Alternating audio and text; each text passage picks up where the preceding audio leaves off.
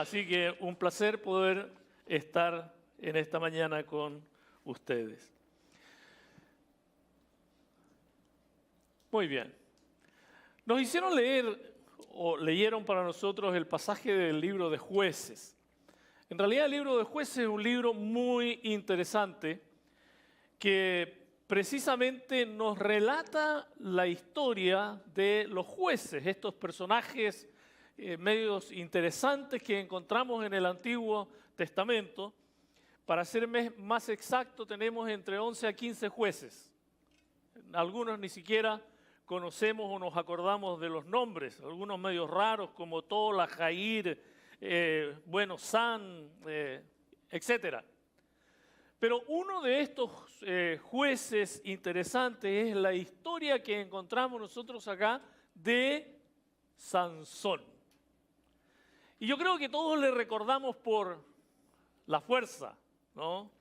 Pero a veces hay detalles que se nos escapan dentro de esto. Bueno, hagamos un paréntesis y digamos que los jueces en general fueron líderes que levantó Dios con el propósito de poder liberar al pueblo de Dios de sus enemigos, librarlos de ellos y restaurar, en un sentido, la justicia. En términos modernos podríamos decir nosotros que eran como líderes militares, algo así como líderes carismáticos y muchas veces con una función espiritual, aunque no necesariamente. Aunque hubo otros, ya lo dijimos, los más conocidos o de los que nos acordamos es, por ejemplo, Débora, que encontramos una mujer dentro del listado de los jueces, Gedeón, Jefté, Sansón y, por supuesto, el último de los jueces y también profeta, como Samuel. ¿Bien? ¿Cuándo nos ubicamos entonces nosotros en el texto, en este libro? Entre el siglo XII y XIII es la época, antes de Cristo, es la época de los jueces, inmediatamente después que muere Josué. Entonces, desde allí en adelante tenemos nosotros 2 siglos con esta época. Cuando nosotros leemos este pasaje, nos vamos dando cuenta, en el caso particular de Sansón, que relata este tiempo relativamente oscuro, y cuando Sansón aparece en la historia de los jueces, nos damos cuenta de que el pueblo desde el punto de vista espiritual estaba bastante perdido. Perdido en el sentido de que casi todas las cosas eran de oídas, no había mucho documento, ni había mucho interés en realidad por las cosas espirituales o las cosas de Dios. Era un pueblo, recordemos que hasta al término de los jueces ellos no tenían rey. Y estaban en un constante ciclo de rebelión, de juicio, de clamor y de liberación por parte de Dios. Ellos clamaban y Dios les enviaba un juez. Había un cierto lapso de tranquilidad, por decirlo de alguna manera, pero después nuevamente el pueblo se desviaba y comenzaban a hacer todo lo que a ellos se les ocurría. En medio de este caos, entonces, es donde Dios va a levantar a Sansón, que va a ser un juez distinto. Cuando uno comienza a leer la historia, si no tuviera nada de oídas, podría pensar que realmente iba a ser alguien que iba a responder definitivamente a Dios.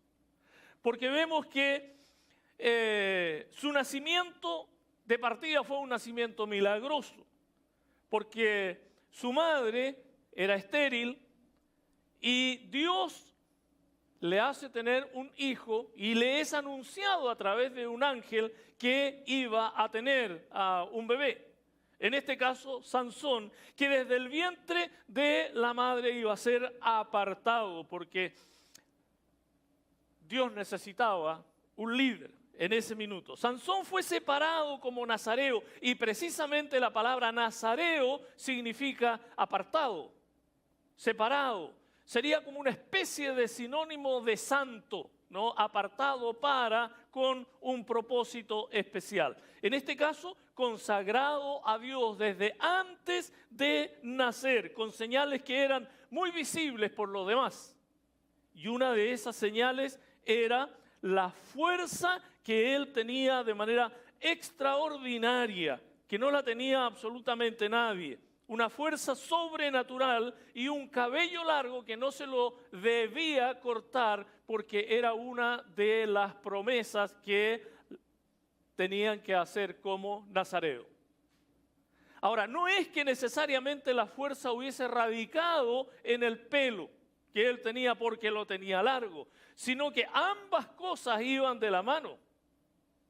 Eran las marcas o las señales visibles de una vida que había sido separada. Pero sin embargo, la vida de él, observamos nosotros que estuvo pero plagada, entre otras cosas, de caprichos, de desobediencia y, por cierto, de mucho orgullo.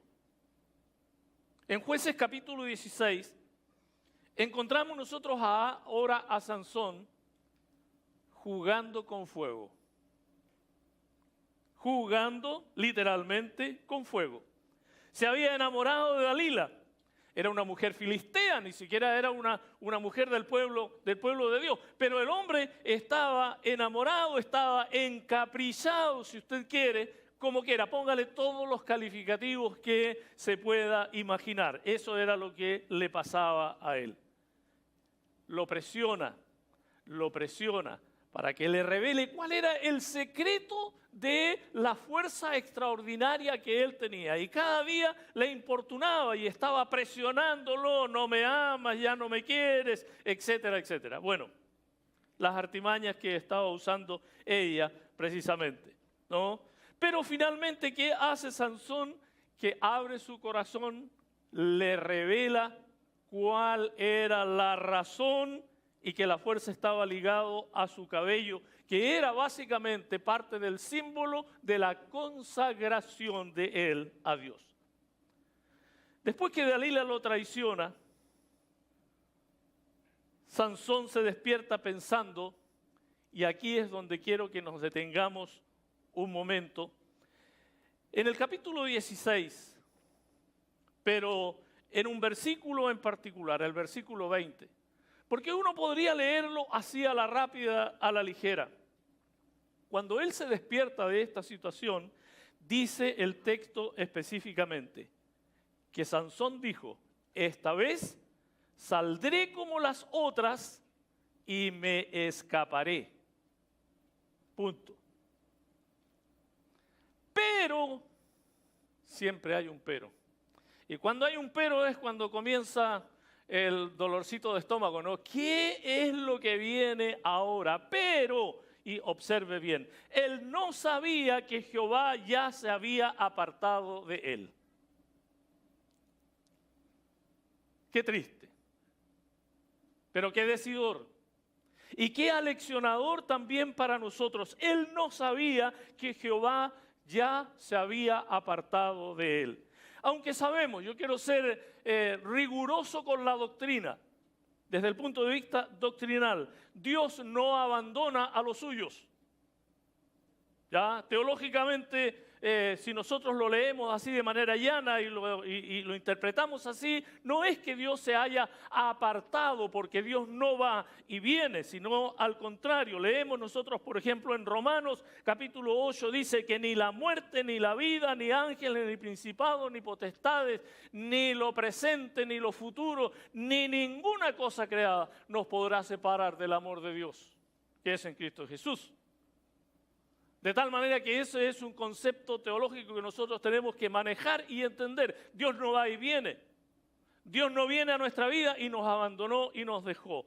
Sin embargo, lo que nosotros vemos aquí es que la presencia activa, el respaldo de Dios, la unción de poder, es que Dios la había retirado de él con el propósito de disciplinarlo.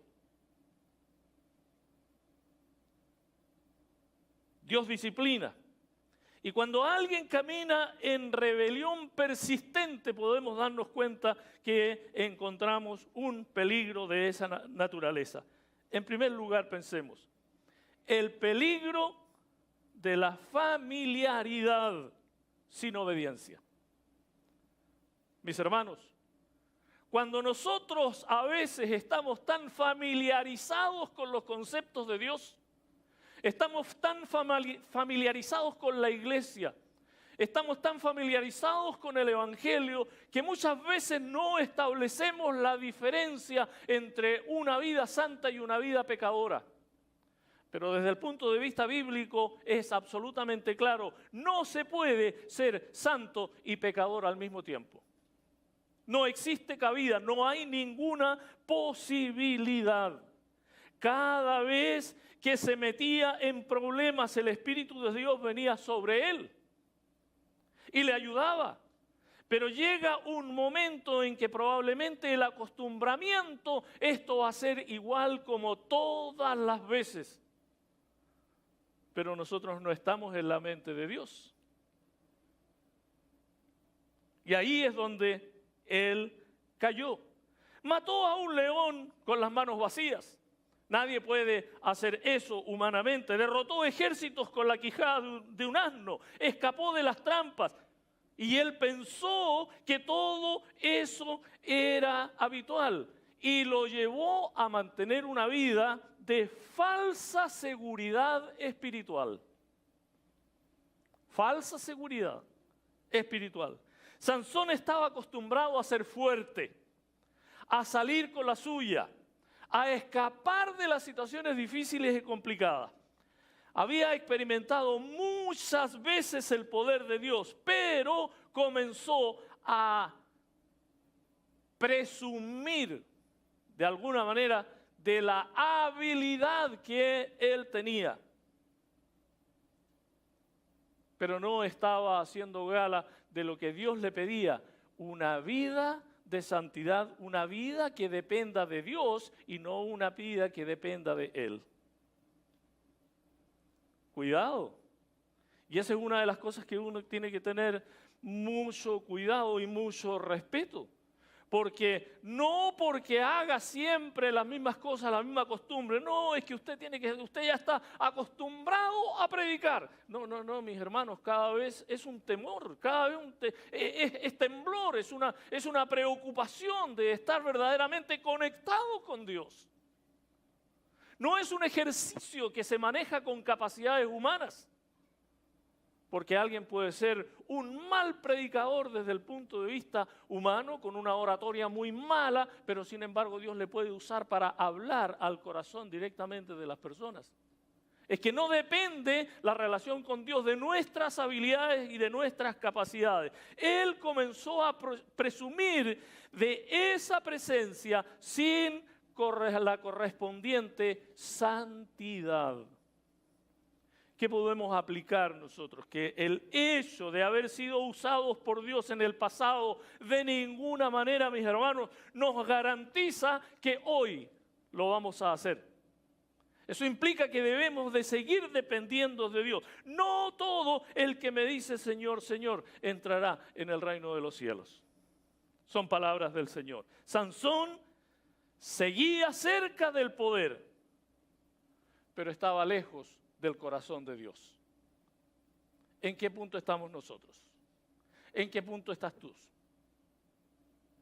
¿De qué manera? En segundo lugar, podemos pensar nosotros que la gracia no es una licencia para el pecado. ¿Qué es la gracia? La gracia es la benevolencia de Dios, es el regalo de Dios. Pero el hecho de que nosotros tengamos la gracia de Dios, que hemos sido uncidos con esa gracia, no nos da licencia para poder seguir pecando. Sansón jugó con su llamado, él violó los votos nazareos repetidamente. Hizo lo que no tenía que hacer, un nazareo no podía tocar un cadáver, sin embargo, él tocó cadáveres. Tomó vino, no debía de haber tomado vino porque era uno de las cosas que tenía que guardarse. Se mezcló con mujeres paganas cuando dentro del voto nazareo era absolutamente contrario lo que tenía que hacer. Cada vez que él desobedecía, parecía que no pasaba nada. No pasa nada. Una vez más. ¿Pero qué significa una vez más? Bueno, la última vez, esta será la última vez.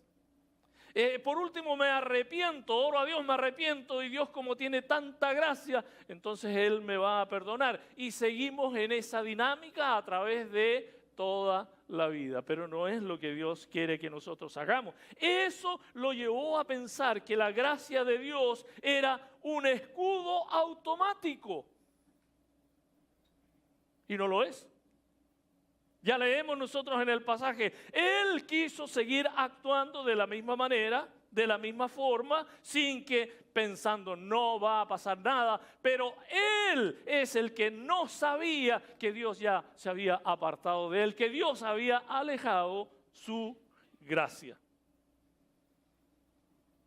Sansón pensó que como antes Dios lo había librado, lo iba a hacer otra vez, y probablemente otra vez, y quizás otra vez, no lo sabemos. Pero esta fue la última vez que Dios le dio la oportunidad. Pero jugó con el pecado, creyendo que la gracia era inagotable, sin ninguna posibilidad de arrepentimiento. Pero también tenemos que tener cuidado porque el arrepentimiento tiene que ser algo verdaderamente sincero, de todo corazón, dispuesto a no volver a hacerlo más. No nos confundamos, mis hermanos. Por favor, no confundamos. La paciencia de Dios no es signo de aprobación a lo que nosotros hacemos.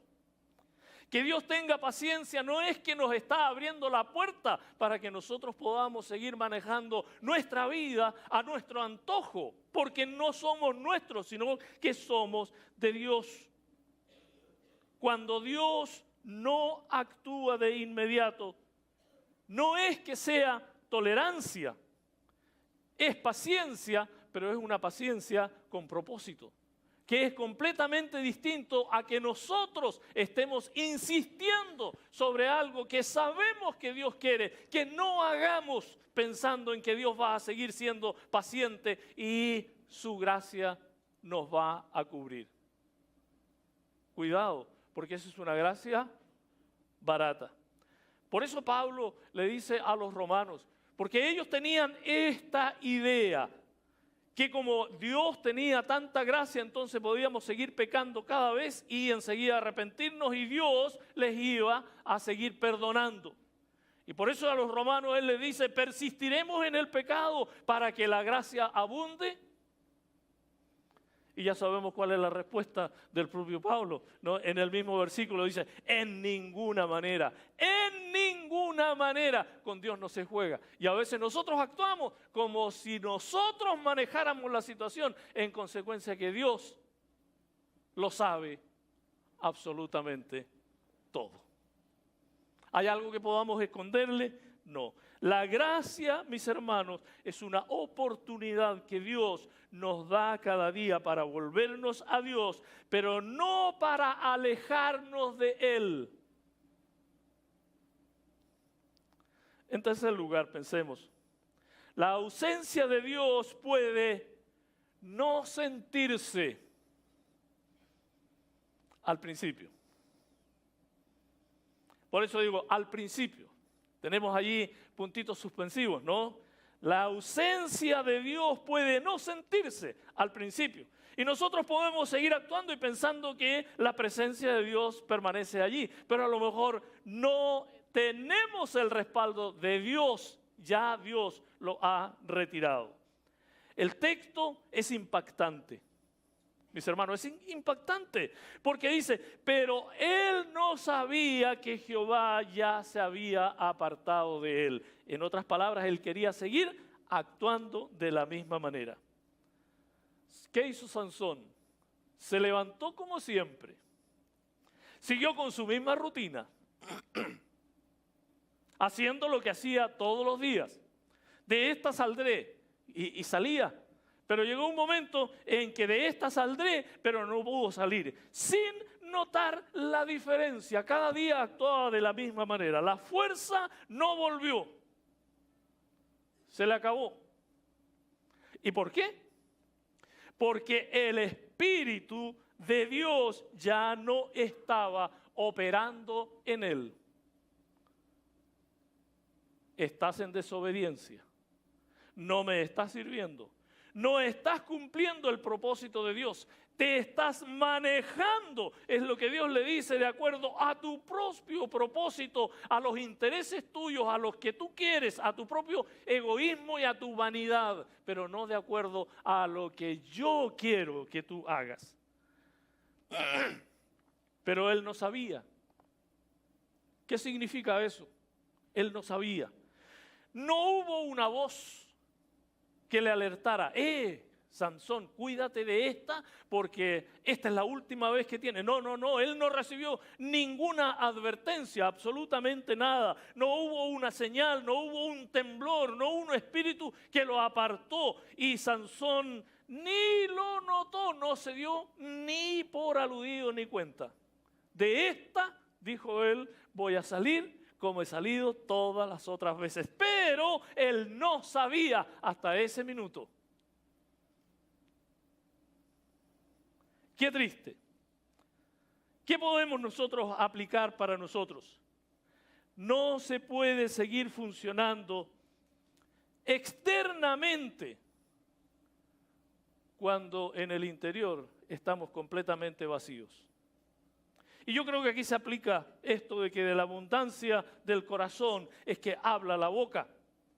En otras palabras, es lo que hacemos, no necesariamente refleja lo que está en el interior nuestro, lo que está dentro de nosotros. No siempre se nota de inmediato cuando alguien ha perdido el respaldo de Dios.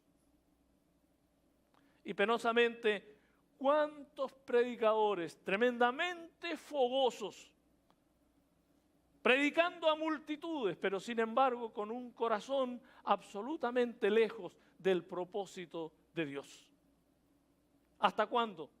Hasta cuando llegue el momento en que él no sabía que Dios ya no le estaba respaldando en ese quehacer. Tienen apariencia de piedad, le dice el apóstol Pablo a Timoteo. En 2 Timoteo 3:5 le está advirtiendo, cuidado, porque ese tipo de gente, esas personas tienen apariencia de piedad, pero niegan la eficiencia de ella. El peor engaño no es cuando otros notan la ausencia de Dios en nuestra vida. Porque a lo mejor todo el resto de la gente nunca la va a notar jamás. Y nosotros podemos seguir actuando con apariencia de piedad, con actitud de santidad y hasta a lo mejor defectar nuestra vida, defectar la voz y tener una apariencia como que estamos en conexión de Dios. Sin embargo, no es así, sino cuando uno mismo no la nota. Mis hermanos, no es problema que los demás noten o no noten lo que nosotros somos. Lo importante es cómo está tu corazón, tu vida en relación con Dios. ¿Quién se puede meter allí? Nadie, solamente tú. El espíritu del hombre es el único que sabe, conoce y se relaciona con el espíritu de Dios. Pero esa es una situación particular, nadie tiene cabida allí. Cuidado, ¿cómo estamos nosotros en eso? En cuarto lugar, podemos pensar, mis hermanos, Dios no abandona a los suyos. Quiero dejar claro eso, no abandona a los suyos, pero puede retirar su respaldo activo. Es decir, Dios puede dejar de usarnos. Y es allí donde tenemos que tener cuidado. Pero puede disciplinar retirando su respaldo y su manifestación hacia nosotros. Y cuando eso ocurre, comienza una vida vacía, una vida sin propósito, probablemente hasta depresión o lo que usted quiera que le pueda venir. ¿Por qué? Porque está en un doble estándar, está en una doble vida, en una lucha por querer ser cristiano, querer estar en buena relación con Dios, pero también sin poder actuar decididamente en relación a las cosas cotidianas o a la vida. Como dijimos, Dios no va y viene como un visitante. Dios es omnisciente, es omnipresente y no abandona a los que son suyos verdaderamente, sino, escuchemos lo que el propio Señor dice en Juan, pero dice, yo les doy vida eterna y no perecerán jamás. Y enseguida agrega, ni nadie los arrebatará de mi mano. ¿Estamos en las manos de Dios? Sí, estamos en las manos de Dios, estamos en su protección, pero cuidado, Dios también puede retirar ese apoyo a nosotros. Cuando caminamos en desobediencia persistente, cuando estamos haciendo lo que sabemos que no tenemos que hacer, cuando estamos realizando esos actos que entendemos y sabemos que son reñidos con Dios, que no es lo que Dios quiere que hagamos. Entonces, no perdemos a Dios, pero sí, cuidado, porque podemos perder su respaldo. Sansón, no fue desechado eternamente. No, hasta allí no llegó su vida, sino al contrario.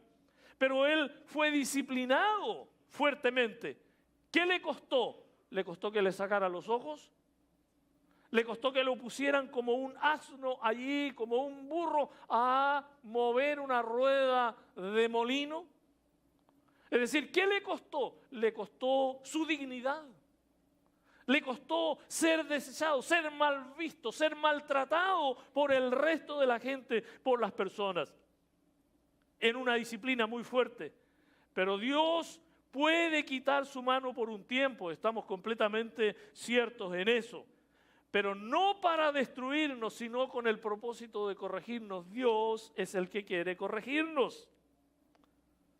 ¿Y qué decimos en esto? Él puede quitarnos su mano, sí, de esa manera, pero cuando Él se calla, mis hermanos, no es ausencia total de Dios.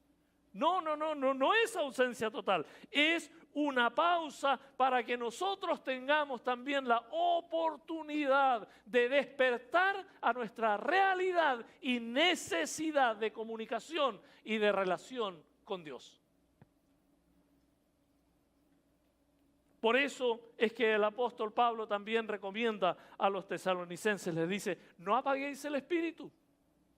Y no apagar el espíritu significa precisamente eso, que estemos constantemente avivando el fuego de Dios en nuestra vida. ¿Por qué voy a hacer esto? ¿Le agrada o no le agrada a Dios? ¿Qué haría el Señor en mi lugar? ¿Es correcto lo que estoy pensando? ¿Estoy en el camino de lo que estoy haciendo? Perdón, de lo que Dios verdaderamente quiere.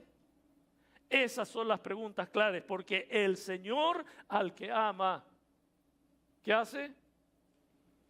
Usted lo sabe, disciplina. Disciplina. Estamos en la disciplina de Dios. Y en quinto lugar, pensemos que en el quebrantamiento es donde hay restauración. Aunque Dios apartó de Sansón, es decir, apartó su favor, para aclararlo nuevamente, no lo desechó para siempre. La historia no termina donde nosotros terminamos la lectura, felizmente, sino al contrario. Si hubiese terminado allí, habría terminado con un fracaso total, pero el fracaso no fue total. En el momento más bajo, cuando él estaba ciego, estaba humillado, era un esclavo, ¿qué pasa? Él clama a Dios. Y yo creo que en ese momento él clamó con sinceridad, producto de lo que estaba viviendo. Y Dios le responde.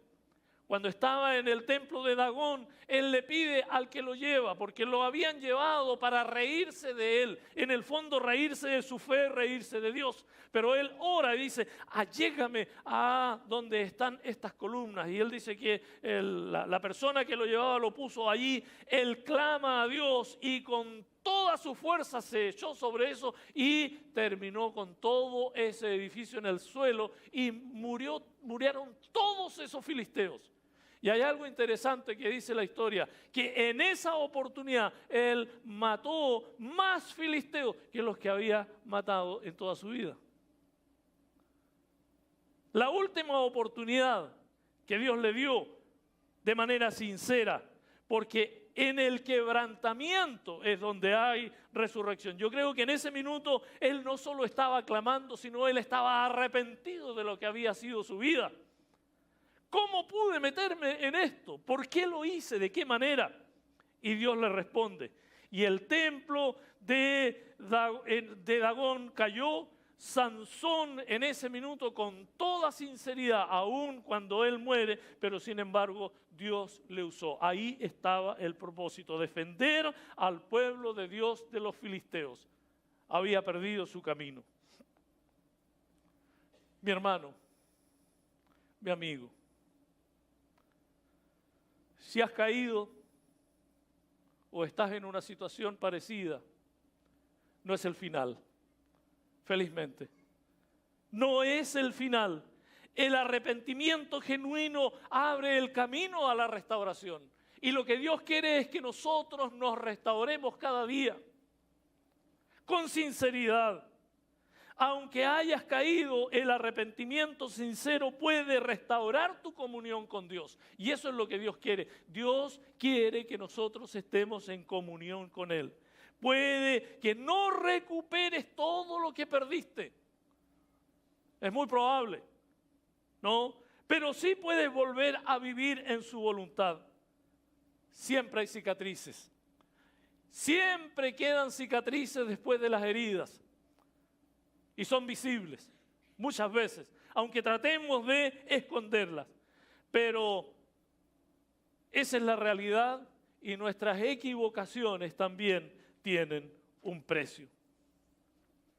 El sacrificio agradable, como dice el Salmo 51 a Dios, ¿cuál es?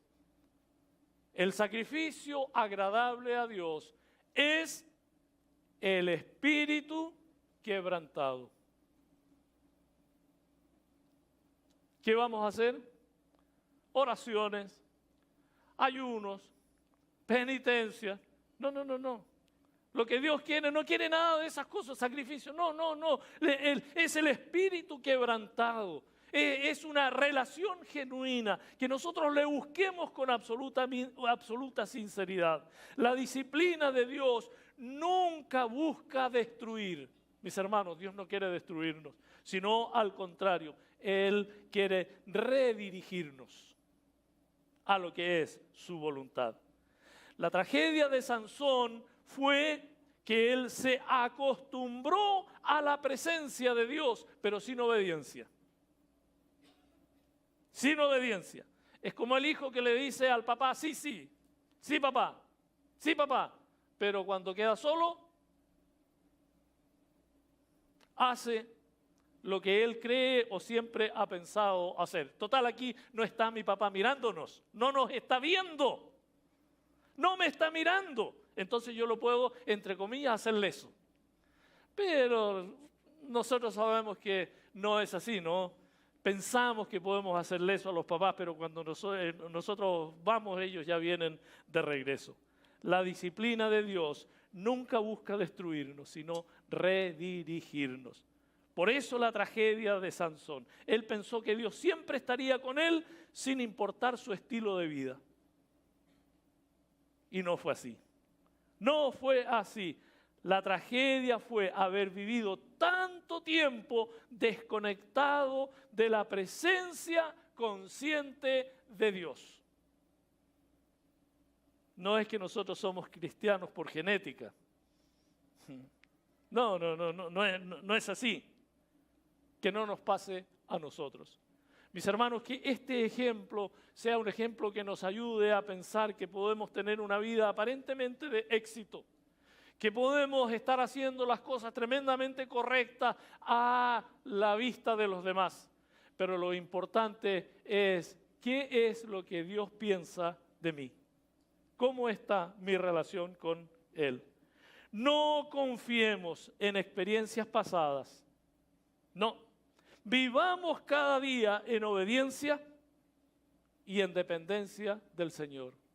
Cada día es diferente y cada día trae su propio mal y tiene su propio afán. Dios no se ausenta arbitrariamente, pero cuando el corazón se endurece, su espíritu puede dejar de obrar. No porque Él se aleje, sino porque nosotros somos los que lo hemos apagado, lo hemos distanciado.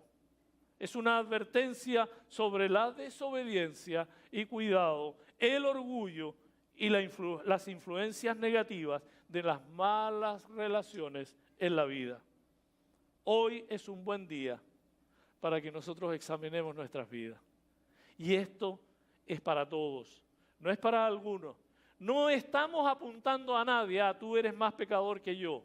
No, porque no se trata de ser pecador o no ser pecador. Se trata de nuestra relación con Dios. ¿Cómo estamos viviendo nuestra vida? ¿La vivimos de acuerdo al propósito de Dios? Cuidado, porque puede llegar el momento en que no nos demos cuenta y el apoyo de Dios a nuestra vida se pudiera estar alejando. Preguntémonos, ¿estamos viviendo en la fuerza pasada? ¿Estamos conscientes de la presencia de Dios? ¿O estamos nosotros simplemente pensando en el ministerio, en lo que tenemos que hacer, como si Dios tuviera que aprobar siempre lo que nosotros pensamos? Hay pecados ocultos que los hemos normalizado y los hacemos y no importa porque total Dios sabe. Dios sabe. Dios sabe. Claro que sabe. Pero que Dios lo sepa no significa de ninguna manera que Él esté respaldando lo que nosotros hacemos. No esperes a perderlo todo para darte cuenta que algo falta.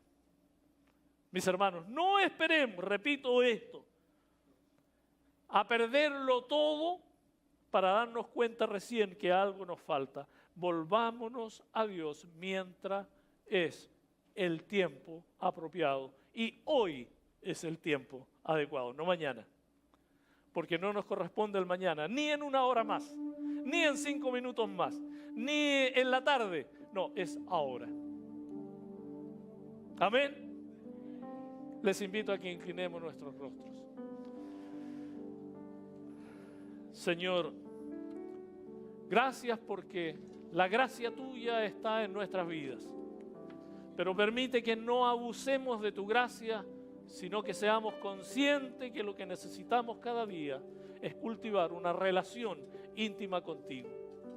Permite que esa sea la realidad de cada uno de nosotros y que de ninguna manera llegue el momento como le ocurrió a Sansón, que ya tu presencia no nos estaba respaldando. Señor, líbranos de ese momento y enséñanos a vivir cada día más relacionados contigo y cumpliendo el propósito que tú quieres, no lo que a nosotros nos gusta. Señor, quédate con nosotros. Gracias, Padre, por lo que nos das en este día. Te alabamos y te bendecimos. En el nombre de Jesús. Amén. Amén.